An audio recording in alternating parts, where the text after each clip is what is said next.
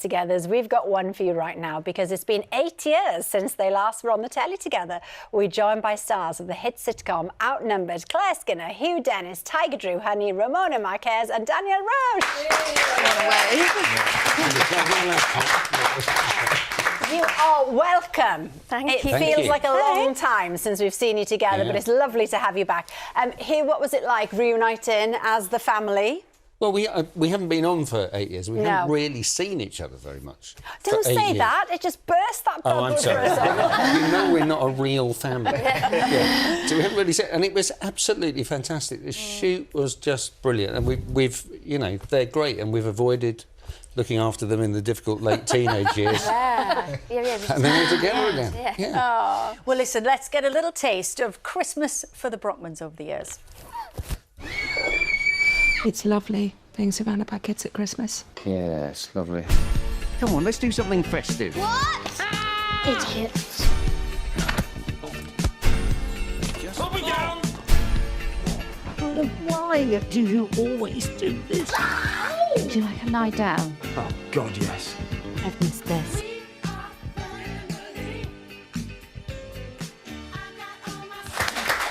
So, Claire, it's been 8 years. The kids are grown up. Tell us where we find Sue and Peter.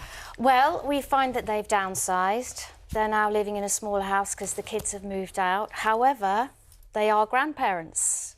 So we find them at Christmas welcoming their family back and an extra member of the family. Nice. Yeah. But Daniel, are you three still keeping your parents on their toes as much as ever?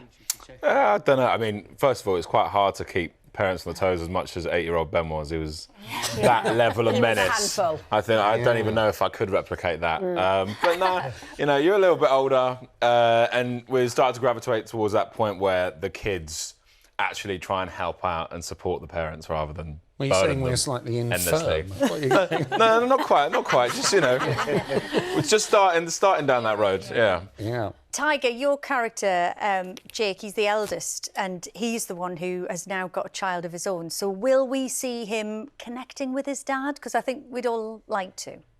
Well, I think yeah, there's certainly a bit of an aspect of Jake having become a dad and suddenly relating to his parents a bit more, like, oh my gosh, this is what you guys had to go through. You know, I feel for you. I'm sorry, sort of thing. And I think that allows Jake to kind of see his parents more so as like real people, not just these invincible figures in his life that, you know, are there to give him care, but actually, you know, he's about to go through the same potentially chaotic few years that they've been through. So yeah. Yeah, we enjoyed Peter as a granddad playing in the garden as a hyena with a grandchild. That was a good one. So you still get the young child to play with, you see. Oh, yeah, no, that's great. That was great, because I'm actually very practised at that, of course. Well, exactly. We saw him back. There he is, back to his usual. Oh, look at that. There's no disguising a receding hairline in that shot. But you give good hyena, so, you know, what can you do? Yeah. Ramona, the joy of the show was that it did just feel so natural, so like you were a real family. And I know that improvisation, especially when you were little, was a big part of that. What do you remember about that on set? Well, I actually have quite a good memory for all the things. Like we were just talking about it today, that I do remember actually doing the pilot and stuff when I was 5, because it was the nit combing, but it was super relaxing. It was like lovely, like getting your hair when someone brushes your hair. A bit different from me. Yeah, not quite the same, but I was enjoying that. But yeah, I remember all of it, and yeah, I guess they did it very interestingly, because even when we weren't improvising, like, we never actually saw the script, so we would have like a sort of briefing before we went on, like, and then they would kind of read out the lines to us, but they never actually let us have a physical like copy of the script to read or look at. So I guess as well that gave a kind of off the cuff, even sometimes trying to remember the lines in the moment, kind of like just kind of like a natural element to it. But yeah, obviously in the new episode it's like a bit tight, you know, obviously not as much time to kind of do that kind of thing, but obviously we got to work with she was 3. So that definitely, I feel like there's a little element of that still, like, in the Christmas special. Nice. So.